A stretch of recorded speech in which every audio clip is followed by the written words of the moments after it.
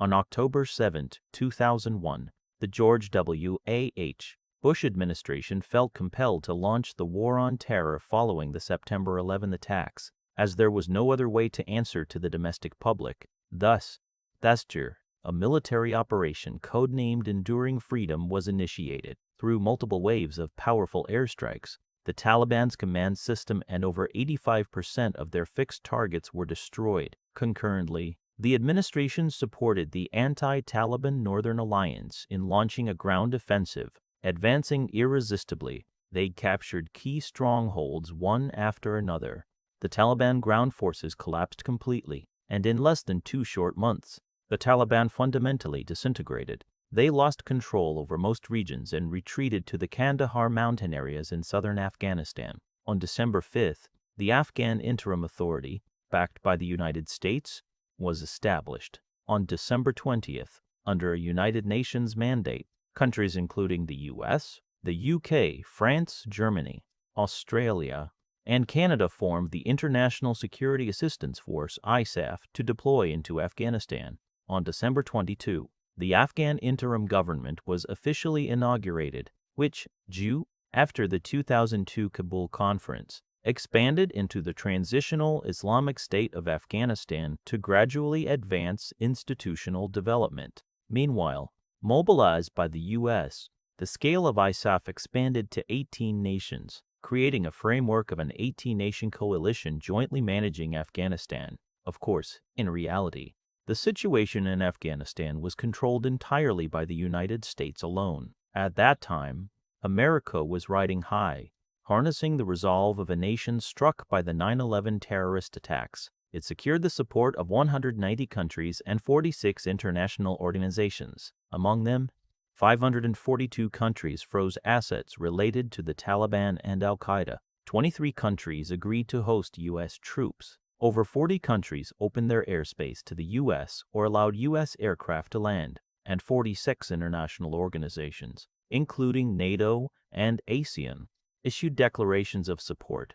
Never before had there been such a magnificent opening. As is universally known, a famous military strategy from the romance of the Three Kingdoms states, an army motivated by grief is bound to win. A conceited army is bound to be arrogant. An arrogant army is bound to fail, and a defeated army is bound to grieve.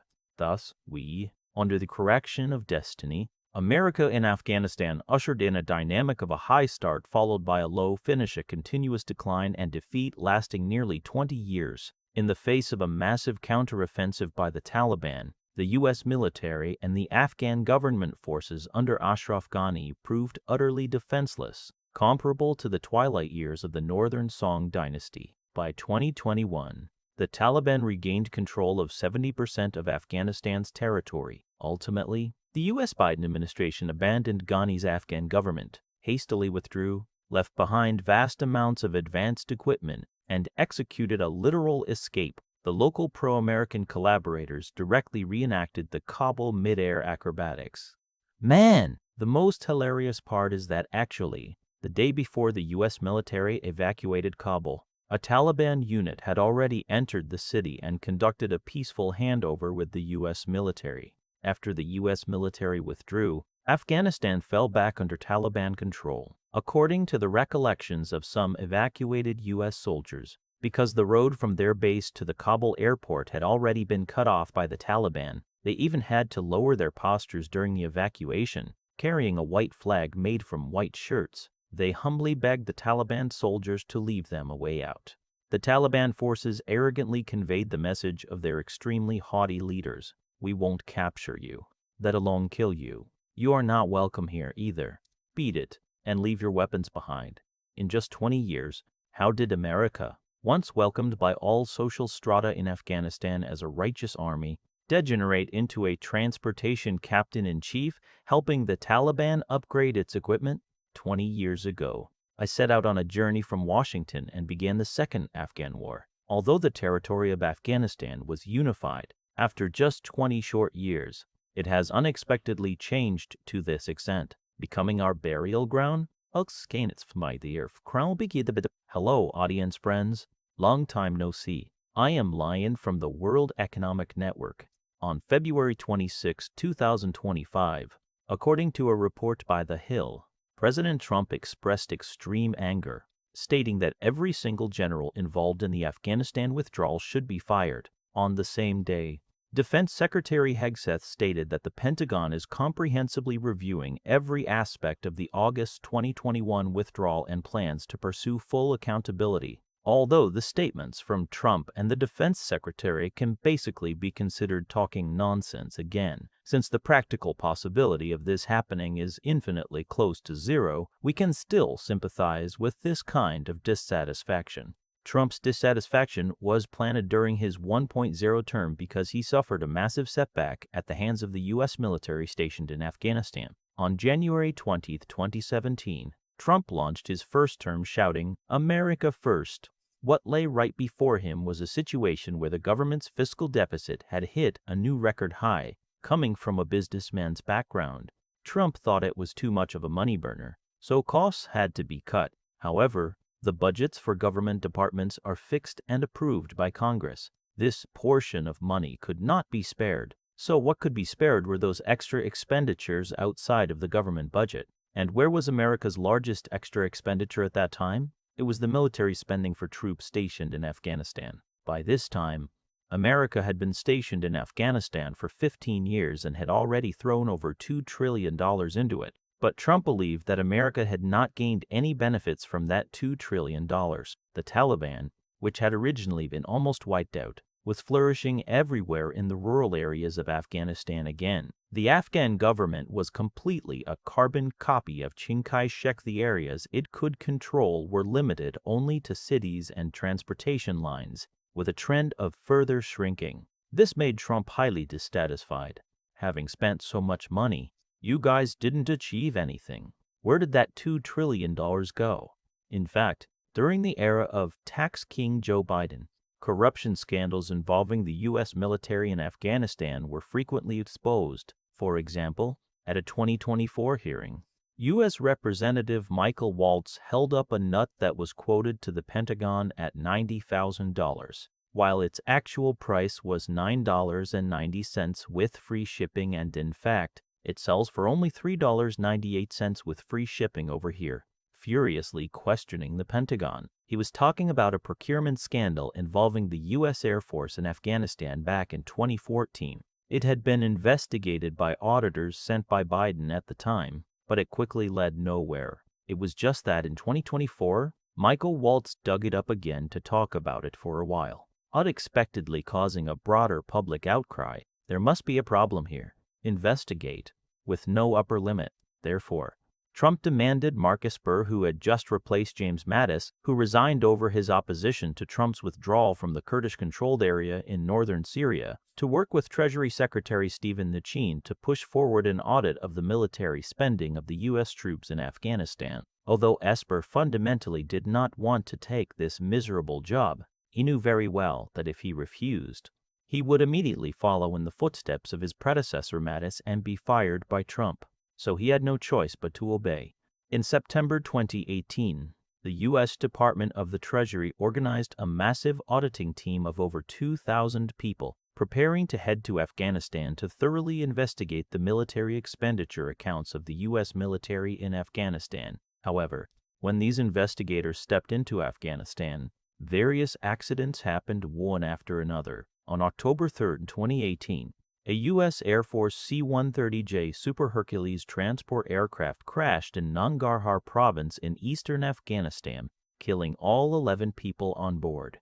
The cause of the crash was unknown, but the U.S. military stationed in Afghanistan claimed it was done by the Taliban. In addition to the 4 pilots on board, the other 7 people, according to grapevine rumors, were an auditing squad from the auditing team. The purpose of this trip was to go to Nangarhar province to audit the account flows of local U.S. defense military contractors. Next, auditors scattered across various U.S. military bases in Afghan provinces and contractor sites experienced one after another physiological discomfort due to unacclimatization, forcing them to interrupt their audits and return to the U.S. for medical treatment. Some auditors even happened to be injured in Taliban attacks and were sent back to the U.S. for treatment, causing the progress of the auditing work to be greatly affected.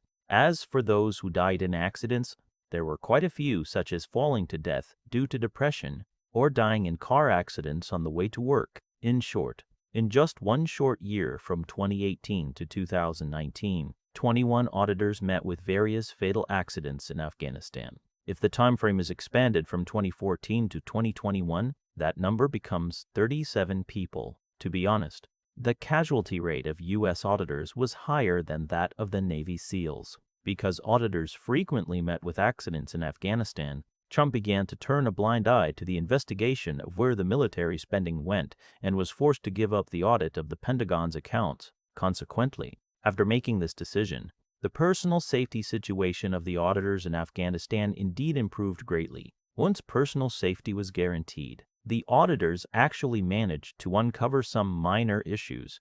The most representative among them was the GOAT project. In 2009, the U.S. military stationed in Afghanistan, which was in a stalemate with the Taliban, realized that completely wiping out the Taliban on the frontal battlefield was slightly difficult, so they planned to save the country through a curved path.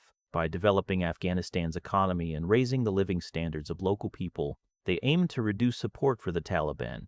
Therefore, they proposed the GOAT project. The project planned to introduce Italian goats to crossbreed with local sheep breeds, improving local Afghan breeds and promoting Afghanistan's goat industry. While creating 100,000 jobs, it was expected to bring $20 million in annual income to the local area. Consequently, the U.S. military, through a contractor, got 9 goats from Italy, loaded them into a transport aircraft, and flew them to Afghanistan. Then, the farcical part happened.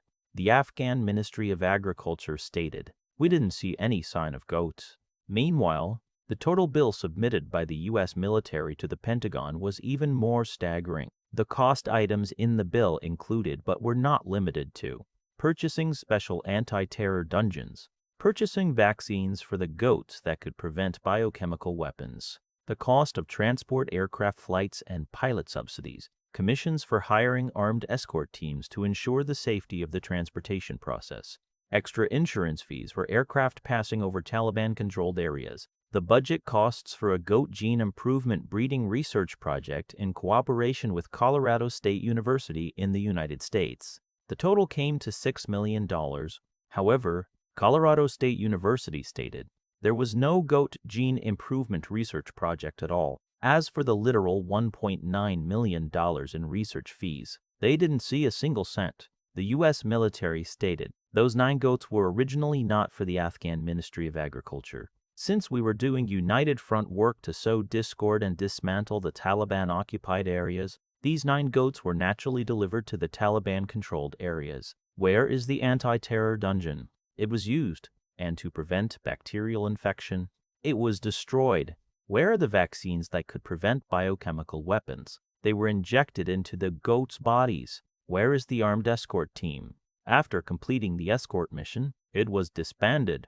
The auditors were nearly driven mad with fury. Consequently, this matter was directly leaked by the auditors to the Washington Post, instantly causing a massive sensation. Even the American public, whose minds are usually deemed not very sharp and who can't even calculate double-digit multiplication, felt their intelligence was insulted. Facing public pressure, the U.S. military gave a new explanation. The weather in Afghanistan is cold, and these 9 goats froze to death just after being delivered. Come on, who are you fooling?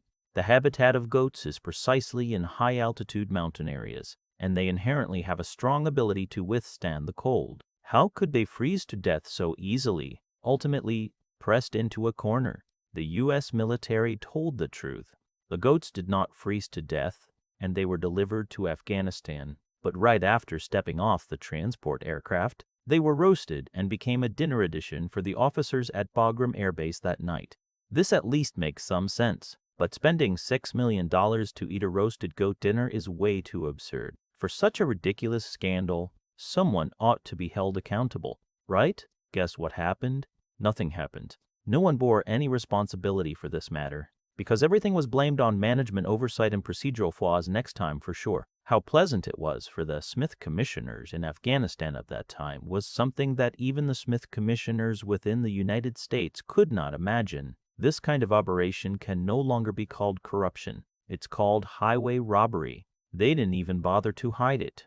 In addition to the Go Project scandal, the auditors uncovered another major scandal, the transport aircraft incident. In 2008, to help the Afghan government forces build an air force, the U.S. Air Force's defense contractor purchased 20 retired G222 turboprop military transport aircraft from the Italian Air Force through the Italian company Alenia Aeronautica.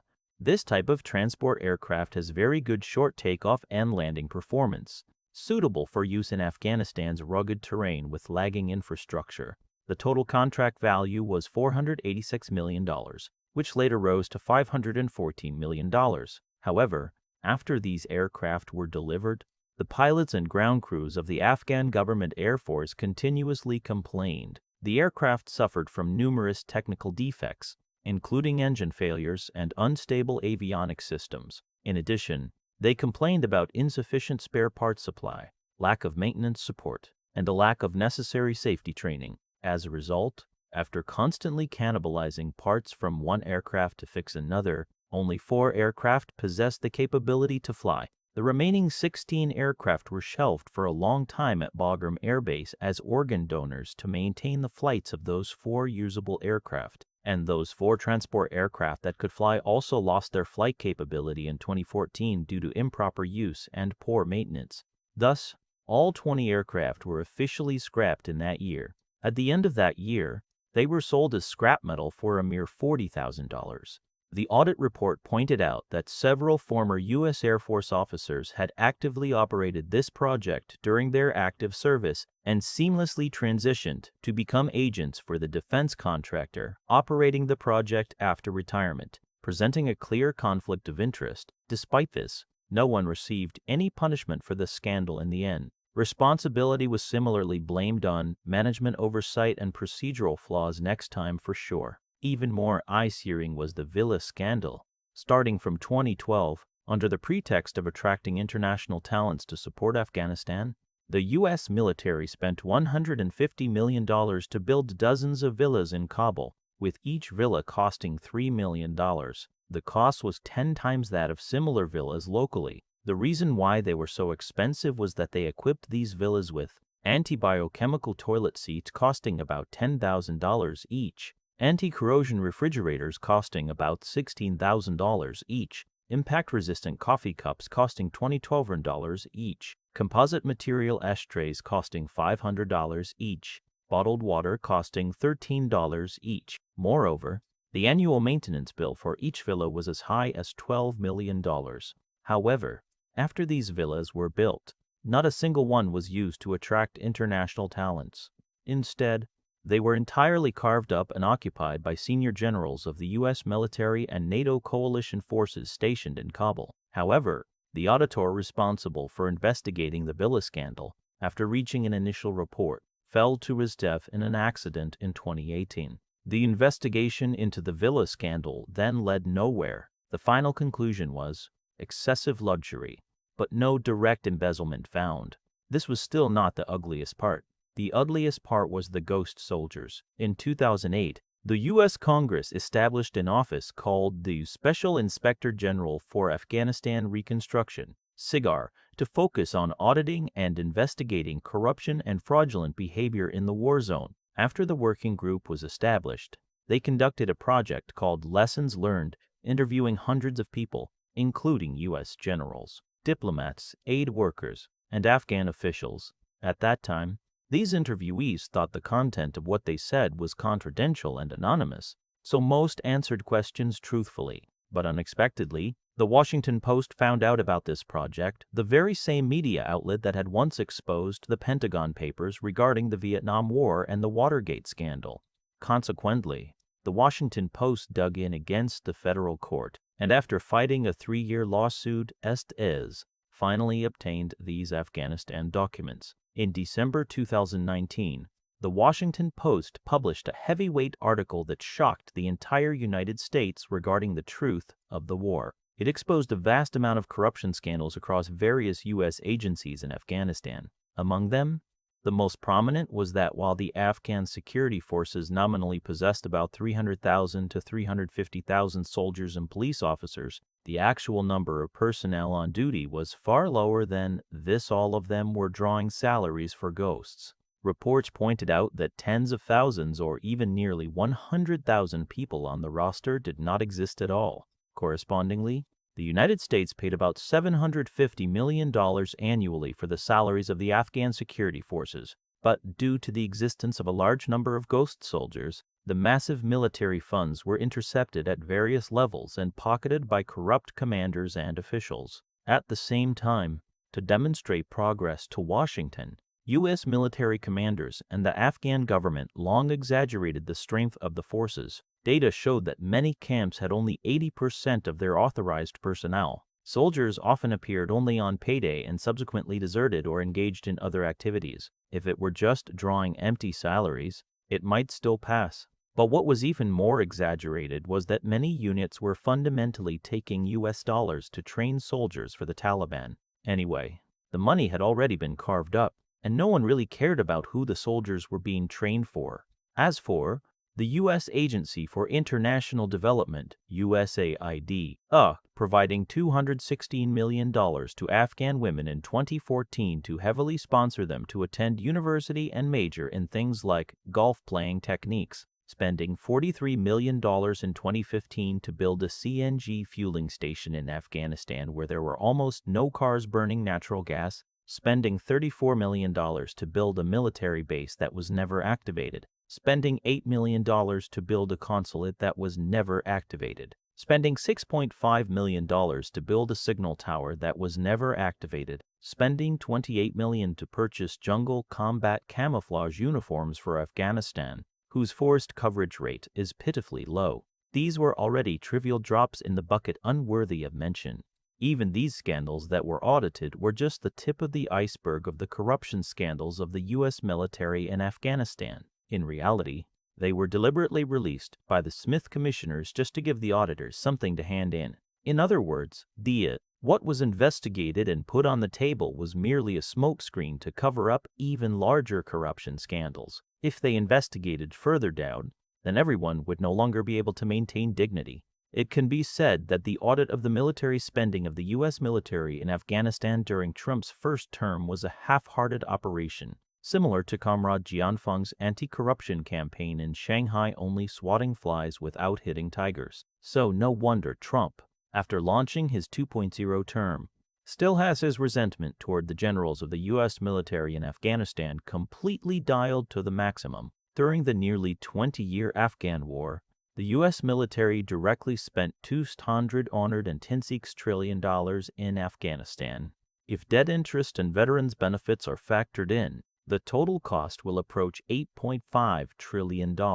Look at how much we talked about above. Saying it is the tip of the iceberg is not an exaggeration at all. An audit report disclosed in 2019 showed that in that year, a total of about 40% of the funds in Afghanistan were intercepted under various names and diverted for other uses, which was bitterly denounced by the Washington Post as organized population corruption.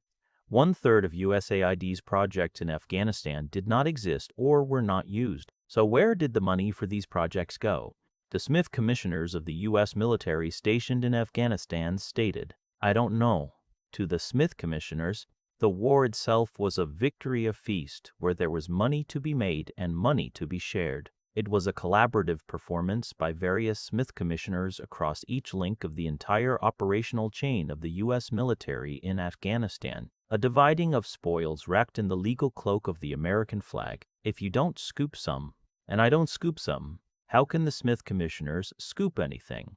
If the Smith commissioners don't scoop anything, how can everyone make progress? Well, I want to make progress way too much. Thank you for watching this video. The above is all the content of this video. I hope everyone likes, follows, saves, an effort, and shares a lot. This is really important to us. See you in the next video.